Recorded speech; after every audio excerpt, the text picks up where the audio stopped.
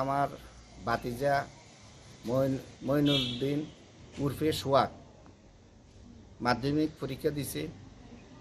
তে কুলুবাড়ি তার আত্মীয় বাড়ির থেকে বাইক নিয়ে আসার পথে মেলাগড়, ইন্দিরানগর, কলোনি এবং ল্যাংড়া দরকার মাঝখানে একটা বাসের থেকে বাঁচার জন্য একটা বাসের সাথে তার মানে একটা সংঘর্ষ হয়ে গেছে। এমন অবস্থাতেই মানে সাইড কেটে গেছে। পড়ার পরেতে সঙ্গে সঙ্গে তারে মেলাগড় হসপিটালে আনছে।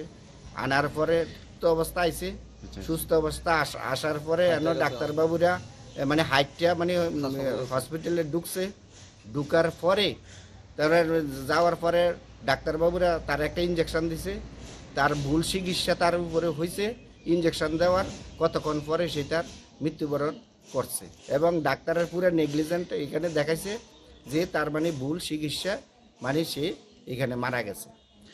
আর এই ঘটনার মানে প্রত্যক্ষদর্শীরা দেখছে যে সে ঘটনার পরও মানে বাঁচার জন্য সে হসপিটালে নিজে অন্য গাড়ি দিয়া মানে গিয়েছিল।